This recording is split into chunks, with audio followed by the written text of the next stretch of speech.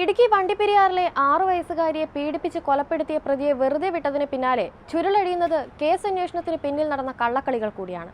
കേസന്വേഷണം നടത്തിയ ഉദ്യോഗസ്ഥനെതിരെ ഗുരുതര ആരോപണവുമായി രംഗത്തെത്തിയിരിക്കുകയാണിപ്പോൾ കുട്ടിയുടെ പിതാവ്.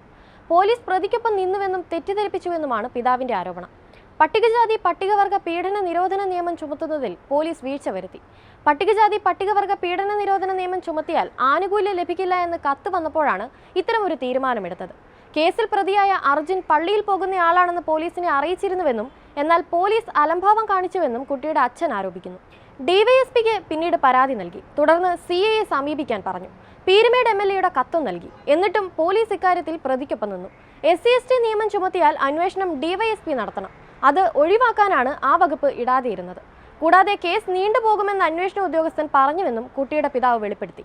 കേസന്വേഷണത്തിൽ വീഴ്ച വരുത്തിയെന്ന് ആരോപിക്കപ്പെടുന്ന പോലീസ് ഉദ്യോഗസ്ഥൻ TD സുനിൽകുമാർ ഈ വർഷം മെയ്യിൽ മറ്റൊരു കേസിൽ അന്വേഷണത്തിൽ വീഴ്ച വരുത്തിയതിന് സസ്പെൻഷന് ശുപാർശ ചെയ്യപ്പെട്ടിരുന്നു. രാജസ്ഥാൻ യുവതിയെ കുമളിയിൽ പീഡിപ്പിച്ചെന്ന പരാതിയിൽ അന്വേഷണത്തിൽ വീഴ്ച വരുത്തിയെന്ന ആരോപണത്തിലായിരുന്നു ഈ ശുപാർശ. ചുരക്കുളം എസ്റ്റേറ്റ് ലയത്തിനുള്ളിൽ 6 വയസ്സുകാരിയെ തൂങ്ങിയ നിലയിൽ കണ്ടെത്തിയതു മുതൽ അന്വേഷണം വഴിതെറ്റിക്കാൻ ബോധപൂർവമായ ശ്രമങ്ങൾ നടന്നതായും ആരോപണങ്ങൾ ഉയരുന്നുണ്ട്. കളിക്കുന്നതിനിടെ ഷാൾ കഴുത്തിൽ കുരുങ്ങിയാണ് മരണമെന്നായിരുന്നു ആദ്യ പ്രചരണം. മരണത്തിൽ ദുരൂഹതയില്ലെന്ന സ്റ്റേഷൻ ഹൗസ് ഓഫീസറുടെ വെളിപ്പെടുത്തലും പിന്നാലെ വന്നു.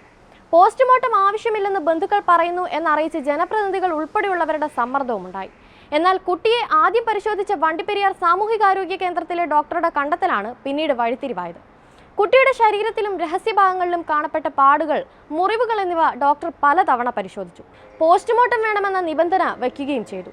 പോസ്റ്റ്മോർട്ടം റിപ്പോർട്ട് പുറത്തു വന്നതിന് ശേഷമാണ് സ്റ്റേഷൻ ഹൗസ് ഓഫീസർ പീഡനം, കൊലപാതകം എന്നിവ നടന്നുവെന്ന് സമ്മതിച്ചത്.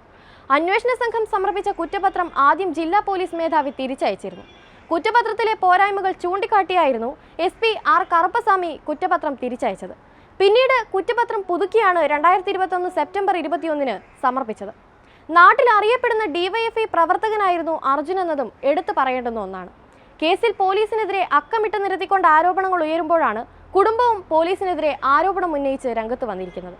ഇന്നലെ കോടതി വിധി പ്രഖ്യാപിക്കുമ്പോഴും പോലീസിന്റെ വീഴ്ചകൾ എടുത്തു പറഞ്ഞിരുന്നു. അതേസമയം ജയിൽ മോചിതനായ അർജുൻ നിലവിൽ തമിഴ്നാട്ടിലാണെന്നാണ് സൂചന.